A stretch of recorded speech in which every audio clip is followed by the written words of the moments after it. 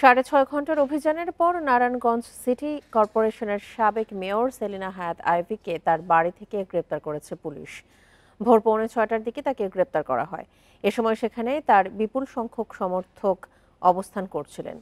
গাড়িবহর নিয়ে পুলিশও ছিল সতর্ক অবস্থানে। এর আগে বৃহস্পতিবার রাত 11:30টার দিকে আইভীকে গ্রেপ্তারের জন্য নারায়ণগঞ্জ জেলা শহরের দেওভোগ এলাকায় তার বাড়িতে অভিযান চালায় পুলিশ। খবর পেয়ে মসজিদের মাইকে ঘোষণা দিয়ে আইভীর সমর্থকরা বাড়িটির সামনে অবস্থান করেন সড়ক অবরোধ। এ সময় বাড়িতে অবরুদ্ধ হয়ে পড়েন পুলিশ সদস্যরা। রাতভর পুলিশ আইভীর কর্মী সমর্থকদের সঙ্গে আলোচনা করে পরিস্থিতি নিয়ন্ত্রণের চেষ্টা চালায়। ভোরে পুলিশের ঊর্ধ্বতন কর্মকর্তারা আইভীর বাড়িতে প্রবেশ করেন এবং পরে ভোর 6:45টার দিকে তাকে গ্রেপ্তার করা হয়। আইভীর বিরুদ্ধে হত্যাসহ একাধিক মামলা রয়েছে।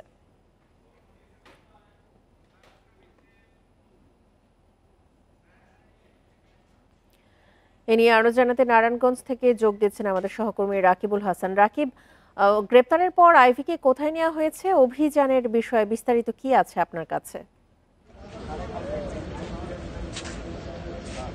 দেখুন, রাত 11টায় যখন পুলিশ আইভীর নারায়ণগঞ্জ শহরের পশ্চিম দেবক তার নিজ বাড়িতে গিয়ে পুলিশ যখন অভিযান চালায়, এরপর কিন্তু সারা রাত অভিযানের বিভিন্ন রকমের উত্তেজনা বা নাটকীয়তার পরবর্তীতে আজকে সকাল 6টায় কিন্তু ডক্টর সেলিনা হায়াৎ আইভীকে গ্রেপ্তার করা হয়। এই সময় স্থানীয় তার যেই এলাকাবাসী এবং নেতাকর্মীরা তারা জড়ো হয়ে পুলিশ তাকে গ্রেপ্তারের খবর পেয়ে রাত থেকেই তারা অবস্থান করছিল সড়ক অবরোধ করে।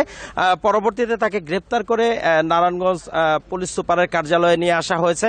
আপনাকে জানিয়ে রাখতে চাই যে নারায়ণগঞ্জের বৈষম্য বিরোধী ছাত্র আন্দোলনে এখানে প্রায় 5টি হত্যা মামলায় তাকে গ্রেপ্তার করা হয়েছে এবং পুলিশ এখন পর্যন্ত তাকে তার যে হত্যা মামলাগুলি আছে সে বিষয়ে আনুষ্ঠানিকভাবে কোনো রকমের আমাদের ব্রিফ করেনি। তারা বিস্তারিত পরে জানাবেন এবং তাকে ডক্টর সেলিনা হায়াৎ আইভীকে এখন এই 5টি মামলায় গ্রেপ্তার দেখানো হয়েছে এবং নারায়ণগঞ্জ পুলিশ সুপারের কার্যালয়ে এখানে তাকে আনা হয়েছে এবং এখানে তাকে জিজ্ঞাসাবাদ করা হচ্ছে, এমনটাই কিন্তু পুলিশ জানিয়েছেন, পুলিশ সুপার আমাকে জানিয়েছেন। তো এই ছিল আমার কাছে ডক্টর সেলিনা হায়াৎ আইভীকে গ্রেপ্তার করার সর্বশেষ তথ্য।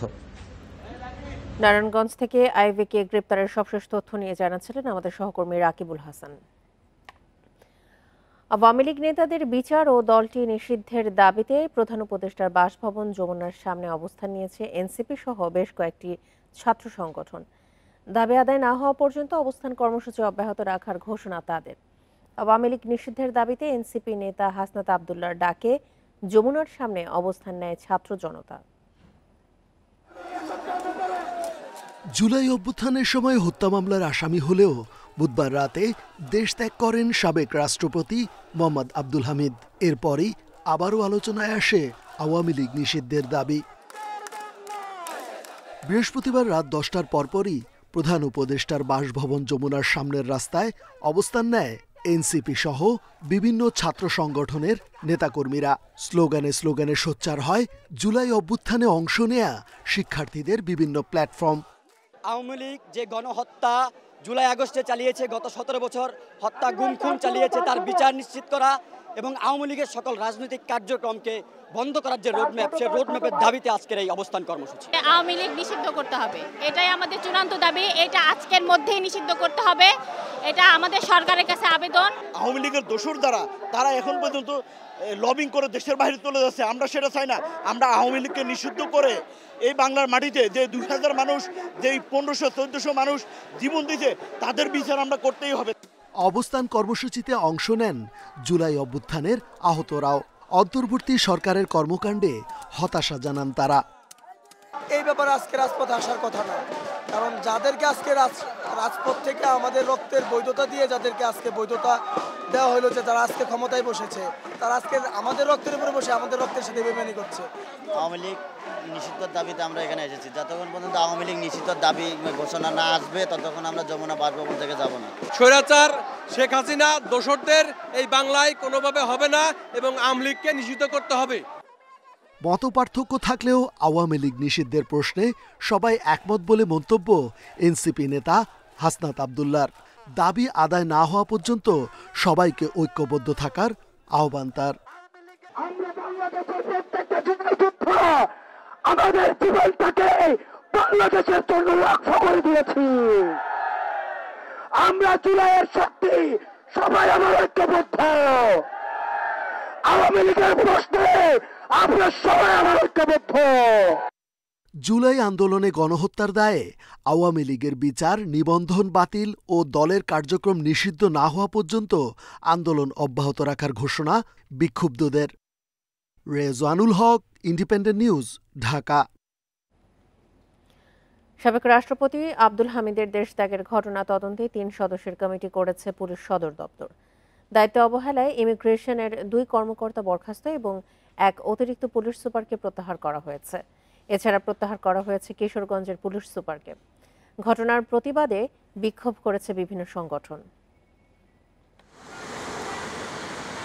বুধবার রাত ৩টার দিকে থাই এয়ারের একটি ফ্লাইটে ব্যাংককের উদ্দেশ্যে দেশ ছাড়েন সাবেক রাষ্ট্রপতি আব্দুল হামিদ। এই ঘটনা জানাজানির পর সামাজিক যোগাযোগ মাধ্যমে সমালোচনার ঝড় ওঠে।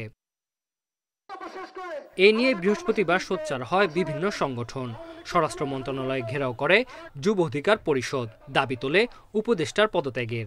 এছাড়া ঢাকা বিশ্ববিদ্যালয়ের মধুর ক্যান্টিনে সংবাদ সম্মেলনে আব্দুল হামিদকে সহায়তাকারীদের গ্রেপ্তারে 3 দিনের আলটিমেটাম দেয় ইনকিলাব মঞ্চ।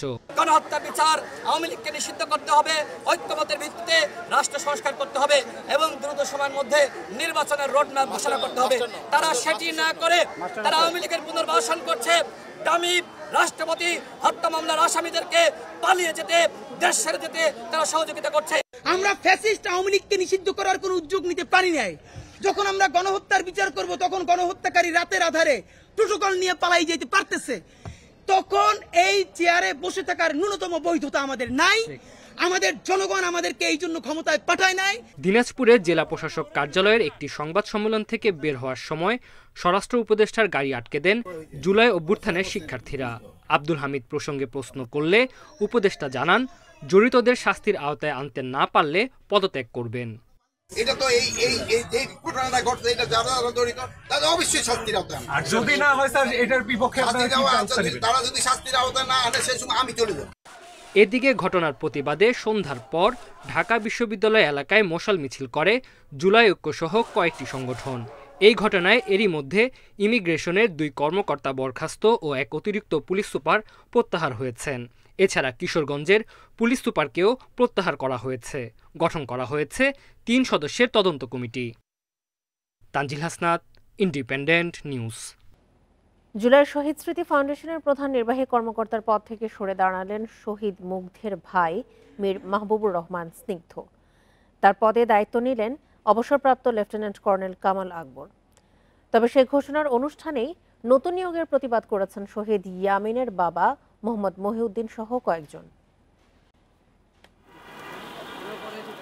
গভর্নিং বডির মিটিং শেষে প্রধান উপদেষ্টার বাসভবন যমুনার সামনে প্রেস ব্রিফিংয়ের আয়োজন করে জুলাই শহীদ স্মৃতি ফাউন্ডেশন।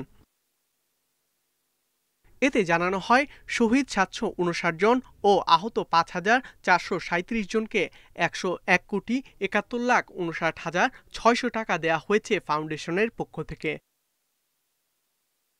এক পর্যায়ে সিইওর পদ থেকে সরে দাঁড়ানোর ঘোষণা দেন জুলাই অভ্যুত্থানের শহীদ মীর মুগ্ধের ভাই মীর মাহবুবুর রহমান স্নিগ্ধ।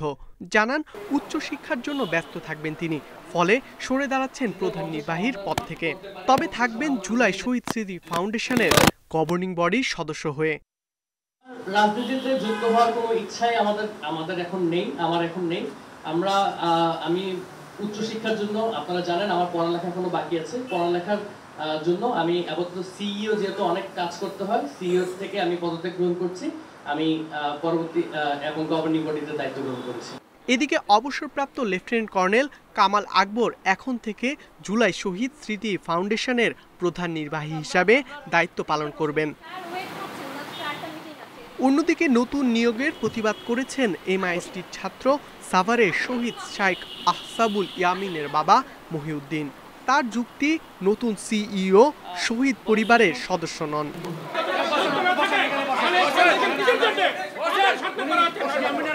শহীদ ফাউন্ডেশনের শহীদ ফ্যামিলির বাইরে কেউ থাকতে পারবে না, কারণ এখন যে স্নিগ্ধ সিও ছিল সে শহীদ ফ্যামিলির, আমাদের কোনো আপত্তি ছিল না, আমাদের কারোর সাথে কোনো আলাপ না করে আমরা এখানে যারা সবাই আছি আমরা জেনারেল মেম্বার হিসেবে আমাদেরকে রাখা হয়েছে, আর এটা জাস্ট আমাদেরকে দেওয়ার জন্য আমাদেরকে ডেকে আনা হয়েছে।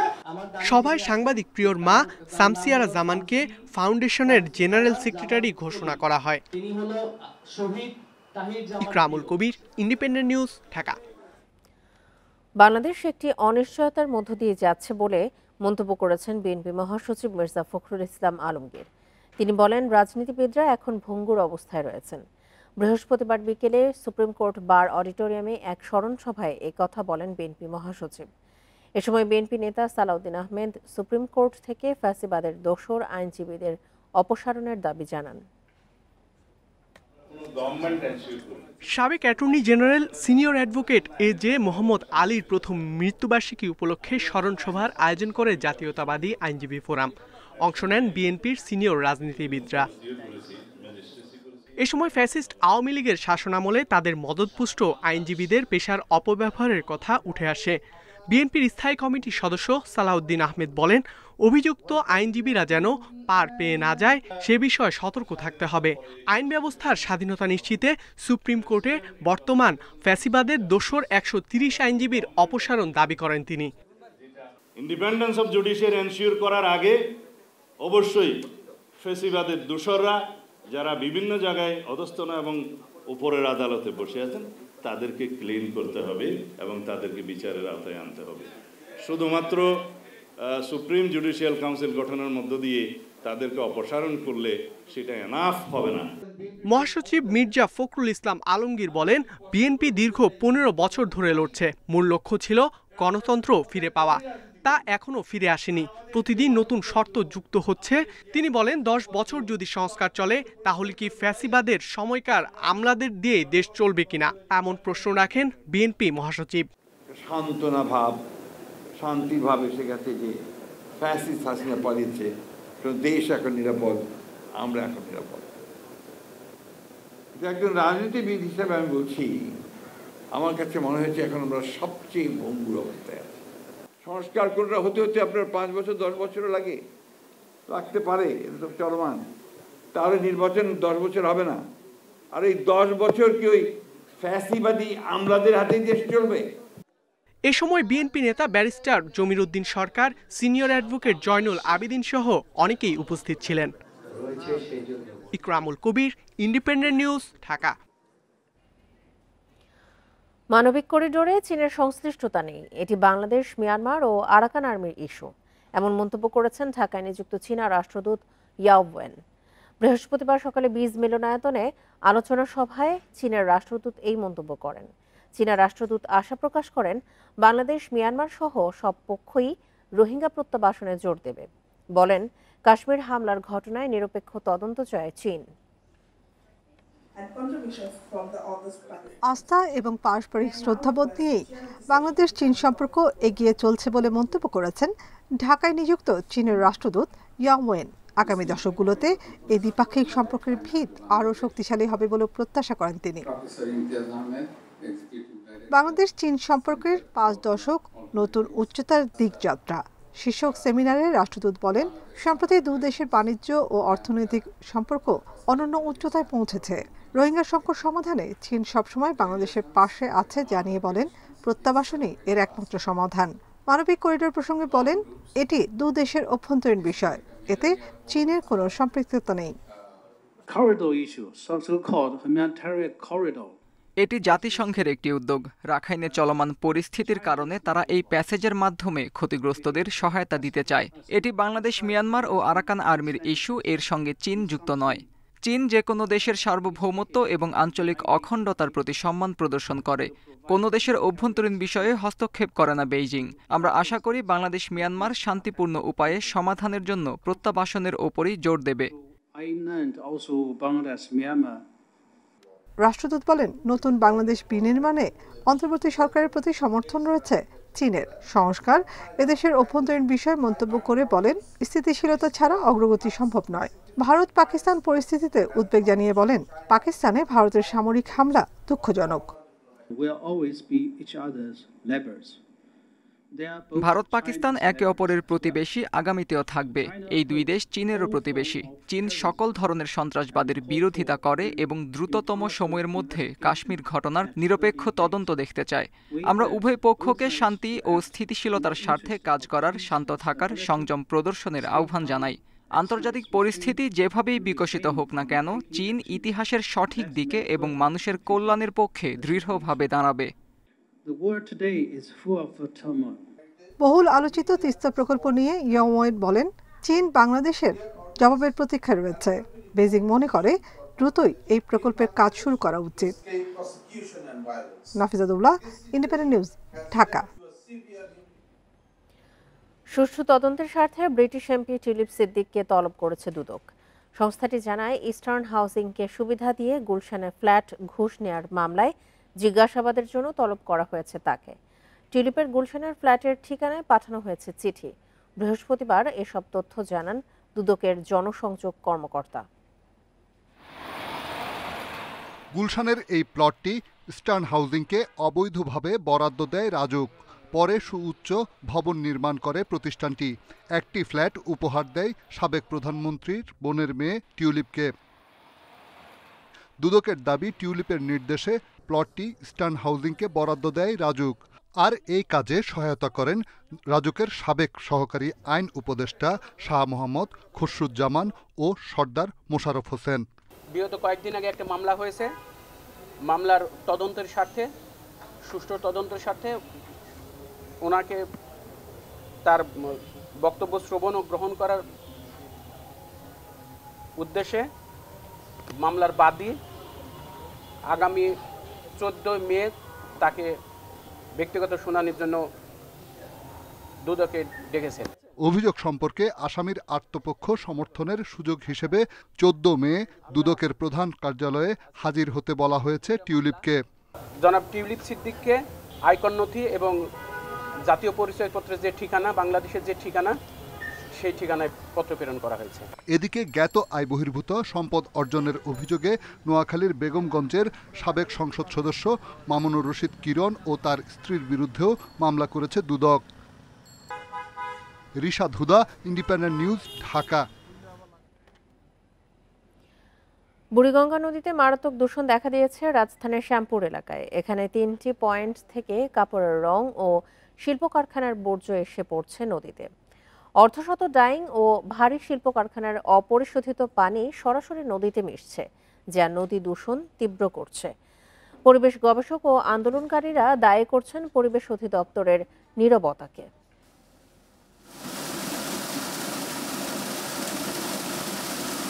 বুড়িগঙ্গার কদমতলী গুদারাঘাট পয়েন্টে আসছে রাসায়নিক মিশ্রিত পানি। শিল্প কলকারখানার অপরিশোধিত পানি এ পথেই মিশছে নদীতে। 1 কিলোমিটার উত্তরে গেলে শ্যামপুর ফায়ার সার্ভিসের ল্যান্ড স্টেশন। সেখানে আছে আরও একটি বড় ড্রেন। এ পথে শিল্প কলকারখানার বর্জ্য সরাসরি পড়ছে নদীতে। ডিএনটি বাঁধ ধরে দক্ষিণ দিকে এগোলে পরিত্যক্ত ঢাকা ম্যাচ ফ্যাক্টরির ভবনের নিচে আছে আরও একটি ড্রেন। সেখান থেকেও কারখানার বর্জ্য আসছে নদীতে। এই শ্যামপুর শিল্পাঞ্চলের বয়স প্রায় 30 বছর প্লাস। 30 বছর প্লাস ধরেই তারা এখানে বর্জ্য ফেলছে এবং এটা ধরেন দিনের পর দিন, মাসের পর মাস প্রকাশ্যভাবে পড়ছে। ডাইং ফ্যাক্টরি তা না, এখানে অনেক কেমিক্যাল যুক্ত ফ্যাক্টরি এখানে আছে।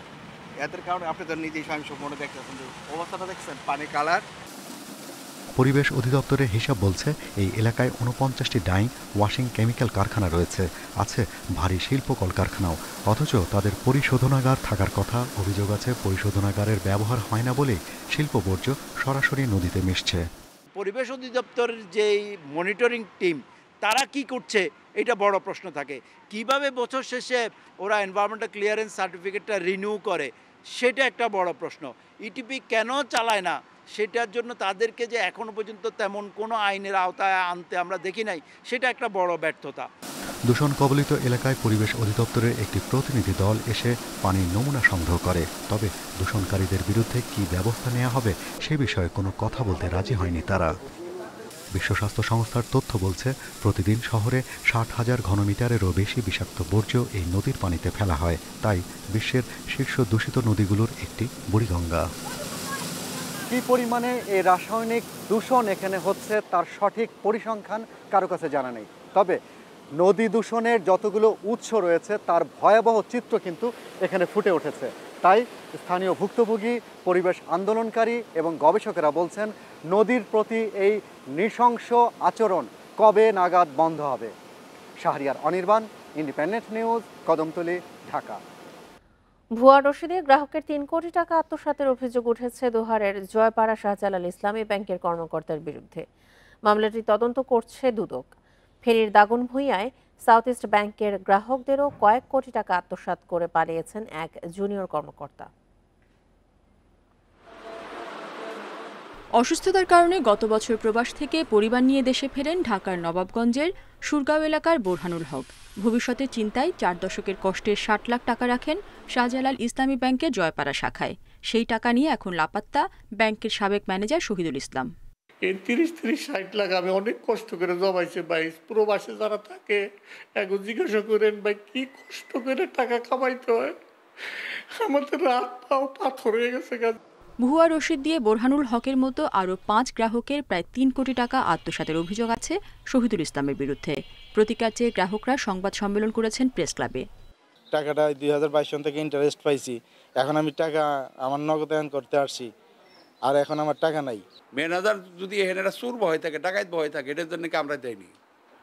যারা বসাইছে তারা দেয়, ব্যাংক বসাইছে ব্যাংক দেয়, ব্যাংক আমার টাকা দেবো, আমি তো এই সমস্ত বুঝি না। এই ঘটনায় ব্যাংকের পক্ষ থেকে দোহার থানায় মামলা করা হয়েছে। মামলাটি তদন্ত করছে দুদক।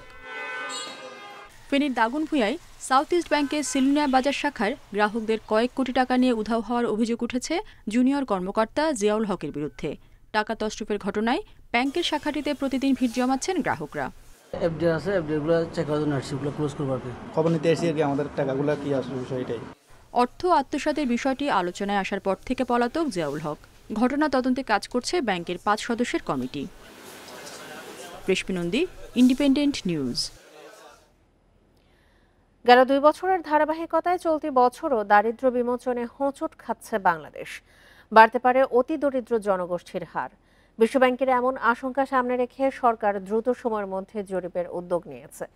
পরিকল্পনা উপদেষ্টা বলছেন, পরিসংখ্যান ব্যুরোর জরিপে নতুন দারিদ্র্যের কারণ ও করণীয় উঠে আসবে।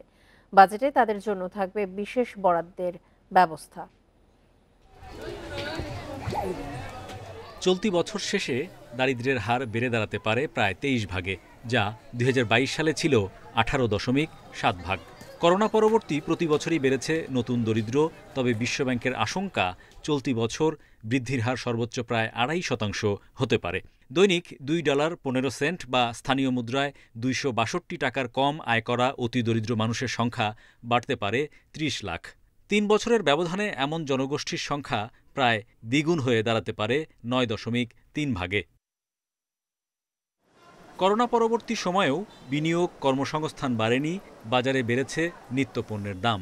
বিশ্বব্যাংক বলছে, গত বছরের শেষার্ধে এসব সংকট আরও প্রকট হয়। এ সময় চাকরি হারিয়েছেন প্রায় 4 ভাগ শ্রমিক। কারো কারো মজুরিও কমেছে। এতে অর্থনৈতিক সামাজিক বৈষম্য বাড়ছে। পরিকল্পনা উপদেষ্টা বলছেন, মাঠের বাস্তবতা জানতে জরিপ চালাবে পরিসংখ্যান ব্যুরো। বিশ্বব্যাংক বলছে, IMF বলছে দারিদ্র্য বাড়ছে, কিন্তু আমরা আসলেই দেখতে চাই দারিদ্র্য কতটুকু বেড়েছে গত 2-3 বছরে এবং সেটা কী কারণে বেড়েছে। সেটা কি কর্মসংস্থানের কারণে বেড়েছে, নাকি কৃষিপণ্যের কিছু কিছু দাম হঠাৎ কমে যাওয়ার কারণে বেড়েছে, নাকি মানুষের রোগ বালাই বেড়েছে বলে, স্বাস্থ্য খাতে ব্যয় বেড়েছে বলে সেটা হয়েছে। উপদেষ্টা জানান, দরিদ্র জনগোষ্ঠীর হালনাগাদ তথ্য জোগাড়ের পাশাপাশি তাদের জন্য প্রয়োজনীয় বাড়তি কর্মসূচি গ্রহণে সামনের বাজেটে থোক বরাদ্দ রাখা হবে। বাজেটে যে বরাদ্দ দেওয়া হচ্ছে এর মধ্যে অনেক থোক বরাদ্দ থাকবে এবং অনেক বরাদ্দ থাকবে যেটা খাতোয়ারি আছে, কিন্তু দরকার হলে আমরা একটা কর্মসূচি থেকে আরেকটা কর্মসূচিতে নিতে পারবো। এবং এই দারিদ্র্য দূরীকরণের ব্যাপারে আমরা কোন কর্মসূচিতে বেশি যেতে পারবো সেটার সুযোগ থেকে যাবে এই বাজেটের ঘোষণার বরাদ্দের পরও। সেইখানে সেই জায়গাটুকু আমরা রেখে দিচ্ছি। পরিসংখ্যান ব্যুরোর শ্রমশক্তি জরিপ বলছে, গত বছর বেকার জনগোষ্ঠীর সংখ্যা বেড়ে হয়েছে 3.6 ভাগ, যা 2023 সালে ছিল 3.4 ভাগ। সবচেয়ে বেশি কাজ হারিয়েছেন সেবা ও কৃষি খাতের কর্মীরা। Hari Saha, independent news, Dhaka. সরকারের চেষ্টা ও নীতির ধারাবাহিকতা থাকলে মূল্যস্ফীতি 4 থেকে 5% নামিয়ে আনা সম্ভব বলে জানিয়েছেন বাংলাদেশ ব্যাংকের governor doctor Ahsan H Mansur. বৃহস্পতিবার সকালে বাংলাদেশ ব্যাংক আয়োজিত এসএমই নারী উদ্যোক্তা সমাবেশে একথা জানান তিনি। বলেন, ঋণ নিতে গিয়ে এখনও নারীরা নানা প্রতিবন্ধকতায় পড়েন। নারীদের আর্থিক অন্তর্ভুক্তি বাড়ানো প্রয়োজন বলেও মন্তব্য করেন গভর্নর। 2010 সালে মাত্র 4 জন সহযোগী নিয়ে ক্ষুদ্র ব্যবসা শুরু করেন শায়লা আকন্দ। ঘরোয়া পরিবেশে বিভিন্ন খাবার তৈরি করে অনলাইনে অর্ডারের মাধ্যমে সরবরাহ করতেন গ্রাহকদের। সে সময় ব্যাংক থেকে ঋণ পেতে অনেক ঝামেলা পোহাতে হয় তার। আমরা ব্যবসা যখন শুরু করেছিলাম আসলে ব্যাংক প্রথমে আসলে আমাদেরকে সেইভাবে অনেক সময় সহায়তা করে নেই, কিন্তু আমি যখন চ্যালেঞ্জ করেছি না আসলে আমাকে যদি আপনারা সাপোর্ট দেন আমাদের তাহলে অবশ্যই আমরা কাজটা সুন্দরভাবে এগোতে পারবো। শায়লার মতো অনেক নারী উদ্যোক্তা বিভিন্ন প্রতিবন্ধকতা ও চ্যালেঞ্জ মোকাবেলা করে ব্যবসা করছেন এখন। তবে ব্যাংক থেকে ঋণ পেতে এবং পণ্য রপ্তানিতে নীতি সহায়তা আরও সহজ করার আহ্বান তাদের। একজন নারী যখন লোনের জন্য অ্যাপ্লাই করে তার কিন্তু অনেক ধকল পোহাতে হয়। তা আমরা এসএমই আমরা কয়জন পারি আপনার ফ্যাক্টরি লাইসেন্স বা কমপ্লায়েন্সের আন্ডারে করতে, এটা কখনোই পসিবল। রাজধানীর বাংলা একাডেমি প্রাঙ্গণে বাংলাদেশ ব্যাংকের আয়োজনে 4 দিনের এসএমই নারী উদ্যোক্তা সমাবেশে এসে এসব কথা জানান তারা।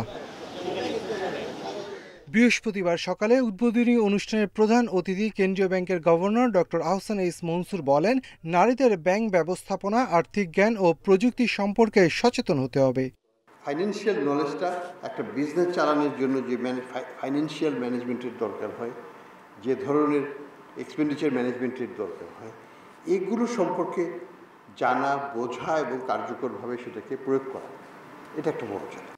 এ সময় মূল্যস্ফীতি কমাতে বাংলাদেশ সঠিক অবস্থানে আছে উল্লেখ করে তিনি বলেন, ধীরে ধীরে তা কমবে, তবে সময় লাগবে। আমরা যদি একদিকে টাকা ছাপাই, আরেকদিকে বলি যে ইনফ্লেশন কমবে, তত হবে না। আমাকে we have to make a hard choice, and সেই জায়গাটাতে আমরা কাজ করছি। একটু সময় লাগছে, কিন্তু কনসিস্টেন্সি রাখি পলিসিতে। 5%, 4% ইনফ্লেশন নামিয়ে নেওয়া, নাথিং ইম্পসিবল। আর্থিক খাতে সুশাসন, স্বচ্ছতা ও জবাবদিহি নিশ্চিতে আন্তর্জাতিক মানসম্পন্ন ফাইন্যান্স সিস্টেম করার কথাও জানান governor. Shafil Alam Sujon, independent news, Dhaka. সাতক্ষীরার উপকূলবর্তী দুর্গাবাটিতে শুরু হয়েছে টেকসই বেড়ি বাঁধ নির্মাণ। এতে জলোচ্ছ্বাস থেকে রক্ষা পাবেন শ্যামনগরের বুড়িগোয়ালিনী ইউনিয়নের অন্তত 30,000 বাসিন্দা। এরই মধ্যে বাঁধের অর্ধেকের বেশি নির্মাণ কাজ শেষ। বাকি কাজ 2027 সালের মধ্যে শেষ হওয়ার আশায় পানি উন্নয়ন বোর্ড। আয়লা, সিডোর, ফণী, ইয়াস, বুলবুলের মতো প্রলয়ঙ্করী ঘূর্ণিঝড়ে বারবারই ক্ষতিগ্রস্ত হয়েছে সাতক্ষীরা উপকূলের মানুষ। জলোচ্ছ্বাসে মাটির তৈরি বেড়িবাঁধ ভেঙে ভেসে যায় খোলপেটুয়া নদীর তীরের দুর্গাবাটি সহ 8 গ্রামের 30,000 মানুষের বাড়িঘর, মাছের ঘের। সেজন্যই দীর্ঘদিন ধরে টেকসই বেড়িবাঁধ নির্মাণের দাবি স্থানীয়দের। তাদের দাবি মেনে 8 কিলোমিটার এলাকায় সিসি ব্লক দিয়ে বাঁধ নির্মাণ করছে পানি উন্নয়ন বোর্ড। বছরে 2-3 বার থেকে 2-3 বার ভেঙে যায়। তারপরে যে ব্লকগুলো দিয়ে রাস্তা সাইডে দিলে ভালো, সাদা করে দিলে ভালো হইবে। নদী আমাদের এলাকায় যদি এই যে টেকসই বেড়িবাঁধটা হয়, আমাদের এলাকাবাসী খুব উন্নয়ন হবে। না, তা যখন ভেঙে চুরে যায় তখন আর পরানো জল থাকে না। তাই এই যে ব্লক যদি দেওয়া হয় তাহলে আমরা বাঁচবো। তবে বেড়িবাঁধ নির্মাণে ধীরগতির অভিযোগ ঠিকাদারি প্রতিষ্ঠানের বিরুদ্ধে। প্রাকৃতিক দুর্যোগ এবং সরকার যে পতন হয়েছে, তখন আমরা বাইরে থেকে জিনিসপত্র আনতে পারি নাই এবং সংকট ছিল। আশা করি আমরা দ্রুত এই কাজটি নির্দিষ্ট সময়ের মধ্যে সম্পন্ন করব বলে আশা করতেছি। পাওবো কর্মকর্তারা বলছেন, এরই মধ্যে প্রকল্পের 50% বেশি কাজ শেষ হয়েছে। শ্যামনগর ও আশাশুনি উপজেলার যে অধিঝুঁকিপূর্ণ এলাকাগুলো, সেগুলোকে রক্ষার্থে বিদেশি দাতা সংস্থা জাইকার অর্থায়নে আরও একটি প্রকল্পের কাজ চলমান আছে। 97 কোটি টাকা ব্যয়ে 2023 সালে জানুয়ারিতে শুরু হয় বেড়িবাঁধ নির্মাণ প্রকল্প। Independent news. খাগড়াছড়ির রামগড়ে সরকারি ভ্যাকসিন দেওয়ার পর অর্ধশতাধিক গবাদি পশু মারা যাওয়ার অভিযোগ উঠেছে। বিনামূল্যে দেয়া গটফক্স ভ্যাকসিন প্রয়োগের পর অসুস্থ হয়েছে শতাধিক গরু, ছাগল। ফলে আতঙ্কিত খামারিরা। এই ঘটনায় ক্ষতিপূরণ দাবি করেছে ক্ষতিগ্রস্তরা। প্রাণী সম্পদ অধিদপ্তর বলছে, গবাদি পশুর মৃত্যুর কারণ জানতে তদন্ত শুরু হয়েছে। 14 এপ্রিল খাগড়াছড়ির রামগড় সদর ইউনিয়নে মাইকিং করে গবাদি পশুকে দেয়া হয় সরকারি গডফক্স ভ্যাকসিন। এরপর থেকে মারা যায় অর্ধশতাধিক গরু ও ছাগল। খামারি ও স্থানীয়দের দাবি, ভ্যাকসিন দেওয়ার পরই অসুস্থ হয়ে পড়ে শতাধিক প্রাণী। 17 তারিখের থেকে ছাগলের গা ফুটে যাইতেছে সমানে, এবং কি মনে করেন মরতেছে, কিছু মরছে, এগুলো খাতায় এলাইছি। আমার দুটো গরু, একটারে মারে নাই, ওটা ভালো আছে, এটারে মারছে, এটা অসুস্থ। আজকে বেশ কদিন, মানে 7-8 দিনের মতো হয়েছে প্রায়, এই খানা দানা কিছুই নেই। ভ্যাকসিন দেওয়ার পর প্রাণীর মৃত্যুর কথা স্বীকার করে দুঃখ প্রকাশ করেছে কর্তৃপক্ষ। অসুস্থ গবাদি পশুর চিকিৎসায় উদ্যোগ নেওয়ার কথা জানিয়েছেন উপজেলা প্রাণী সম্পদ কর্মকর্তা। ওনারা যে এফেক্টেড, এই জন্য আমরা আসলে ব্যথিত। আমাদের এই ভ্যাকসিন দেওয়ার ফলে এই ধরনের দুর্ঘটনা আমরা সচরাচর অনেকেই পাই না। আমিও আমার জীবনে আজকে অনেক জিনিসের চাকরি 20 বছর, এরকম মানে দুর্ঘটনা বা এরকম ক্ষতিগ্রস্ত ব্যাপক প্রাদুর্ভাব আমি পাইনি আসলে। এরই মধ্যে মারা যাওয়া গরু ছাগলের নমুনা সংগ্রহ করা হয়েছে। নমুনা পরীক্ষা শেষে মৃত্যুর প্রকৃত কারণ জানা যাবে বলছেন বৈজ্ঞানিক কর্মকর্তারা। আমরা এই স্যাম্পল নিয়ে যাব, স্যাম্পল নিয়ে গিয়ে আমরা আমাদের যে সেন্ট্রাল ভেটেরিনারি হসপিটাল আছে এবং আমাদের যে সেন্ট্রাল ডিজিজ ইনভেস্টিগেশন ল্যাবরেটরি আছে সেখানে পাঠাবো। যেগুলো সুস্থ আছে সেগুলো যাতে এটার পাশে না রাখে, ওই একটু দূরে যাতে রাখে, কারণ যেহেতু এটা ছোঁয়াচে রোগ, এটা যাতে অন্য জায়গায় ছড়াবে এটা করবো। আর যেগুলো মারা যদি যায় বা যেগুলো যাবে সেগুলো মাটিতে যাতে পুঁতে ফেলে। 14 এপ্রিল 150 গবাদি পশুকে গডফক্স ভ্যাকসিন প্রয়োগ করে প্রাণী সম্পদ অধিদপ্তর। Independent news. আর ছিল এখনকার মতো ইন্ডিপেন্ডেন্ট সংবাদে। ইন্ডিপেন্ডেন্ট টেলিভিশনের সব খবর আরও বিস্তারিত জানতে চোখ রাখুন ফেসবুক, ইউটিউব এবং ধন্যবাদ সবাইকে আমন্ত্রণ পরের আয়োজন।